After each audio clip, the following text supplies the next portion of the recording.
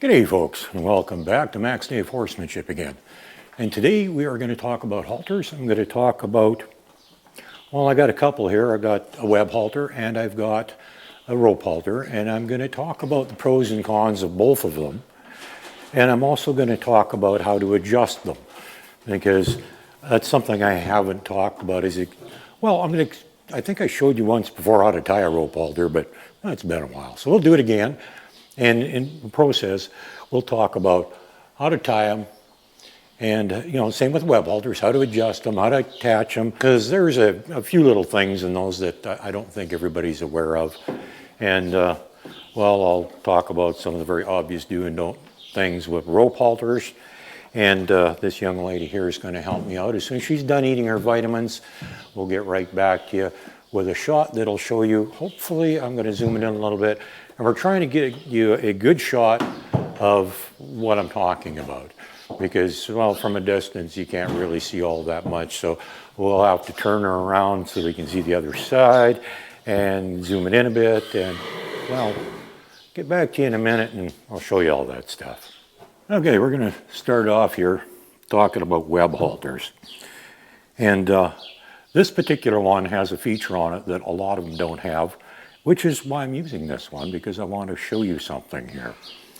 Now, you'll notice, like most web halters, it's got the strap. Excuse me, dear, hold your head up. Thank you. It's got the strap that goes up over the back of the neck, and with the buckle on it that's adjustable. Now, this is the buckle that you normally would use to do up your halter and to adjust it. Now, in the case of this particular halter, though, that's not how you do it up. Let me explain. Right down here on this ring here is a little clip that you undo. That's how you take it off. Once you adjust this strap here to fit your horse properly, which will vary a little bit depending on the horse, you never move it again unless you got multiple horses with different size heads. If you only got one horse, you set it and forget it. And the quick and easy way, you just saw how fast I took that off of her, is you undo it on the side with the clip on the side. Now that has pros and cons. And these little clips, I'll just let you see a little closer here. You can see this one's bent. And that's because it's yet another weak link in the whole thing. And this is not my halter, by the way. And a horse did pull, and it bent the thing open. And, well, you can see it's pretty much out of shape. And, that little loop is supposed to be down over this part, which keeps it from coming unclipped. Now, like I said, that's one of the problems with these things, is the fact that if a horse pulls, that's not a very strong piece, and it will break. And there's a couple different styles of these clips. None of them are very good, really, in my opinion. And another problem with these clips is when it faces out like that, it can get hooked on other objects. And one more thing that could potentially be a hazard to your horse or you. And on some of them, they're actually turned around the other way. They face in. So when you hook them on, if the horse pulls back, the end of this thing can dig into the side of their cheek and actually do injury to the horse. And if it's already freaked out and pulling, you don't want to get hurt in the process. So these things are really handy, quick and easy, but I don't recommend it. But then again, I don't care for these rope halters either. That's one of the things I wanted to talk about, is the set it and forget it features that these have, because I've seen a lot of people with this type of halter, they have no idea what that clip's for. And they still do it up and undo it by this buckle, and they leave the clip hooked on all the time. Once you set it, you don't have to ever use that again. Yes, dear. I know, you're a sweetheart. She wants to say hi to me. Yes, I'm ignoring her. I'm talking to the camera. Yes, dear. Okay, get your nose out of my way. I'm busy. Got people to talk to, So, and I'm going to show you one more thing about these halters. Let's quickly put this one back on her. I don't really like these ones because when you do them up like that, there's a risk of hitting a horse in the eye with them, but we won't go there right now. Okay, now this is not, I would never use this halter because it's damaged here and can come unhooked. But I want to show you something else, is this chin strap on this one. On this one, the chin strap is adjustable. Actually, I think most of the web halters are. And a lot of people think they need to really tighten it up. Now this one actually, looking at the way it's done, yep, it's pretty tight. But actually, no, it can be tightened up more. But something that I couldn't understand many years ago is why the chin strap was so loose on most halters, just the way they're made. And no matter how tight you tighten it, it's still sloppy. It's supposed to be that way. So depending on what you're doing with the horse, if you want it to be able to eat or anything, you want to be able to get a bit in the mouth. You don't want something holding its mouth shut, because even though I can stick my hand in there, hold your head up, dear, so they can see. See how loose that is?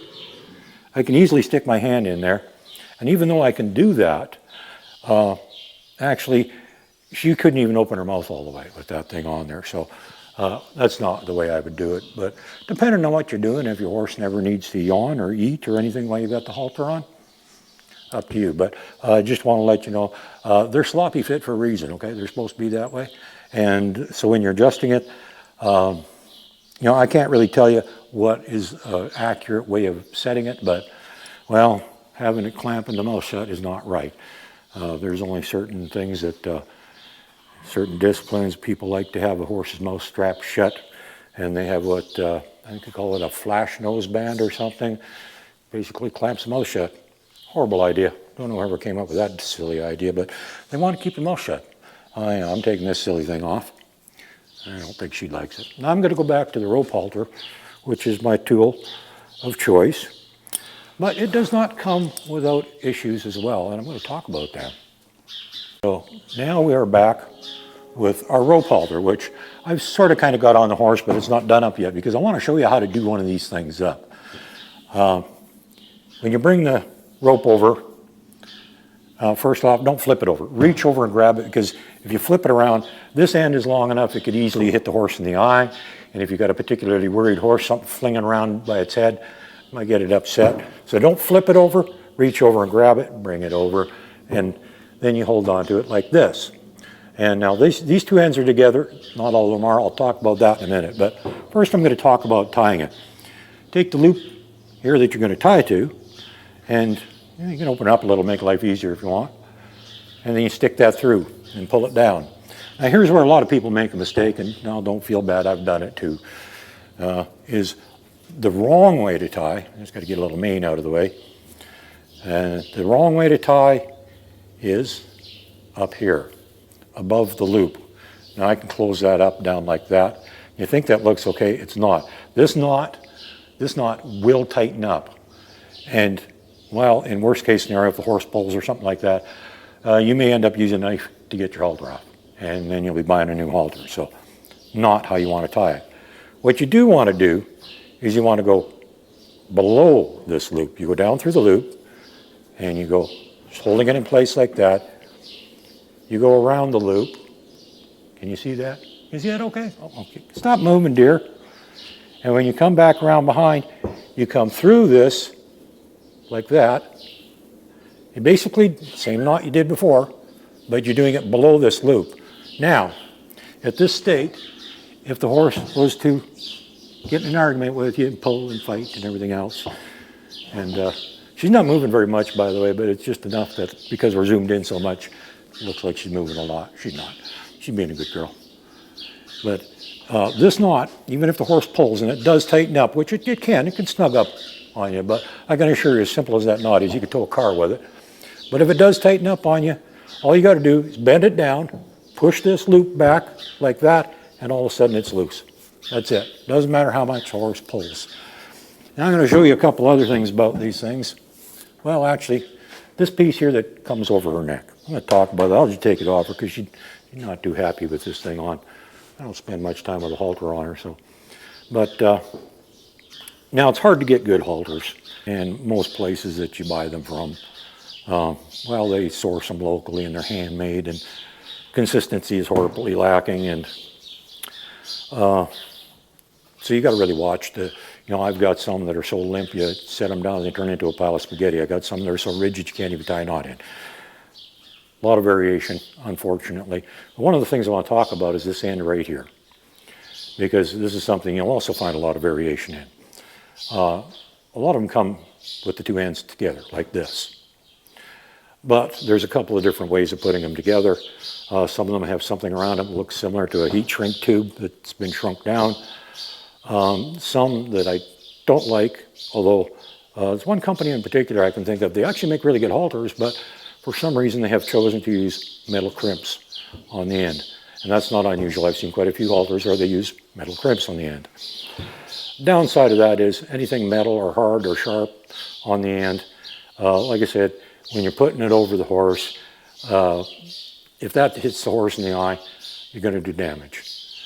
Now this particular halter, when I was shopping for halters, this was the only one I could find that I was really happy with the rope and the feel of it and all that good stuff. Unfortunately, these two ends were not together like this. They were two separate ends, but they had little plastic caps on them, and I just quickly pulled those off, and I used my hot glue, and I glued these together, which looks like I need to do it again here. It's coming apart. It's not in real good shape, but that's okay. Didn't cost anything. Well, okay, maybe 25 cents. But I just glued these two together. Now, you could maybe tape them together, glue them together, use your imagination. I just don't recommend using anything sharp, hard, metallic. The glue that I used on here is quite soft and rubber-like, so if it ever does hit her in the eye, it's not going to hurt her. So, little tip there, you might have to, if you're shopping for a halter, you might have to settle to get a decent one. You might have to settle one with two separate pieces, but I can assure you, you want to put those two pieces together. Makes your life a lot easier, because if these are separate, which these were, I've used a few halters where they came separately, and that's just the way they were made. Sometimes they'll fall apart too, but if they're made that way with two separate, you don't want that, believe me. It is really difficult and can cause you a lot of problems. Just makes it much more difficult to tie up the knot when you're fighting with two separate pieces of rope instead of two that are twinned together, because they have to go the same place anyhow, so they can be together like this. That's okay. But like I said, just remember, make sure it's not something hard, sharp, anything that can potentially hurt the horse. And be careful with that loose end that you don't flip it around and hit the horse in your eye with it. And in just a second, I'm going to come back and I'm going to talk about one more thing that a lot of people don't know. Well, maybe you don't, maybe you do. I talked about it in another video, but what the heck, we're talking about halters. I'll cover it again. One thing you'll notice that I usually do when there is a halter on a horse is this long tail here. I take it and I just tuck it back through there like that. It's out of the way, it's not flapping around, far less chance that it might hit a horse in the eye or freak a horse out if it's a real worried horse, that sort of thing, After all, we don't want bad things happening. Now, I want to show you something else on this halter too that I talked about before, but is a feature that a lot of people don't understand, and to be honest, I didn't either. And I've seen some very good horsemen out there that actually don't get this stuff either. And they don't understand. They think they're ill-fitting halters. And I always thought so too until I figured out, why is this noseband chin piece here so freaking loose? It might look like it, I could stick my whole hand through there, no problem. Lots of room in there. But if that horse opens its mouth up all the way and yawns, it can actually fill that entire loop. So it actually has to be that big. The horse needs it that big. And, well, as long as this part here is tight, it really doesn't matter if this part's loose anyhow, because this part is not really part of your control of your horse unless you're trying to turn its head sideways, in which case it still works for that. But this part, if you're trying to get your horse to lead forward or something like that, that's where you got to have tension, and that's the part you got to worry about. That's it. The sloppy noseband, don't worry about it. Ain't going to bother nobody. Certainly not the horse, but on the subject of proper adjustment though, this is something you want to make sure is tight, and every once in a while you might have to just take it, snug it up a little bit more once everything settles into place. Sometimes not much, but it can make a difference in how much control you have over the horse, how tight it is. But just remember that knot. This knot should always be tied below the loop, not above it. If you tie it above, well, there's a good chance you're going to be using a knife to take the halter off the horse. Put it below that loop, and You'll never ever have a problem getting it off, because no matter how much she pulls, like I said, you just grab this part, push that loop back, and all of a sudden it's loose. It's that simple. Just hold on to this part, push this back, and it's loose. And a horse will never ever pull hard enough to tighten it up on you if you tie it like that. And that's just one of the things. Oh, I know what else I was going to talk about halters too. Pros and cons. I'm not much a fan of the web halter. They have their place though. And, well, occasionally, rare occasions, such as, well, trailing a horse, I'd use a web halter, because basically a horse should never be out of sight with a rope halter on. As good as these things are, as much as I like rope halters, as great as I think these things are, they're also dangerous if used incorrectly. One not long ago that absolutely hates rope halters because they've seen tragic results because of one. And, well, it really wasn't the halter that was at fault, but I won't elaborate on that, because I actually did a video quite some time ago. I said, rope halters don't hurt horses, people do. And that's a fact. And if you're using them properly, then your horse will never get hurt because of one of these things. Used incorrectly, absolutely. These things can do a lot of damage, and that's why if your horse is out of sight, even for just a couple minutes, don't leave a rope halter on your horse. Never use it for tying, never use it for trailering, never leave it on a horse unattended, period. Simple as that. In fact, even web halters have killed horses. Some people think they're a little safer. Actually, I heard a story. I didn't see it firsthand, but I even heard somebody that used a breakaway halter, and it broke all right, but not where the breakaway part was. It actually broke somewhere else. Well, they're prone to break. They got lots of weak spots in them. They could break in a lot of different places, which is one of the reasons I like these things. These things will never, ever break. And you never have to worry. One size fits all, infinite adjustment on it. Not going to have a problem with that regard. Like I said, be careful. Just never, ever leave a horse unattended with a rope halter on.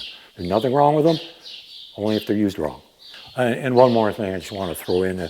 Another one of the advantages of rope halters is, because I use it for riding as well, I can do something with this one quite easily that is a lot harder to do.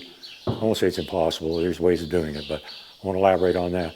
It's much easier to hook on my lead and turn it into a set of reins in a hurry, and I do mean in a hurry, using one of these rope halters. And, well, I'm going to show you that. This loop on the bottom that is normally underneath her chin, if I want to tie onto that with the other end of my lead, there's room to have both a clip in there and tie on. And I can tie on, which is basically pretty much the same knot that you use for tying your halter. So if you get to know one, you'll kind of know the other one too. There. Just like that. Now, one of the things that I have another lead that I use that does not have a clip on it at all on either end. And it's a slightly longer lead I like to use for training. And you can tie it on to a rope halter just like this. And you eliminate the extra weight of the clip. It gives you a better feel. Has a lot of advantages to it. And, well, guess what? You can't do this with a web halter. You cannot tie onto one. You can use a clip, but most of them, you're being a pest again, dear. I'll show you. With the web halters, to the bottom of the halter, with some kind of a ring. Sometimes it's a ring that also holds it together, whatever. But the only thing you can hook on there is one of these clips. You can't tie onto it worth a darn. You know, they're virtually impossible to tie onto. Yeah, I'm sure you could probably do it if you worked at it a bit, but anyhow, just one more reason I like rope halters. You don't have to use a clip. You can just tie onto them, and although the clip is quick and easy, you can also use the clip on a rope halter if you want to. So there you go, folks. Web halters, proper adjustment on the horse, how to do them up, how to take them off. Rope halters, how to do them up, how to take them off. Well, if you do it upright, it's easy to take off. Just undo the knot. Do it up wrong, you got a problem on your hands. Have a good day.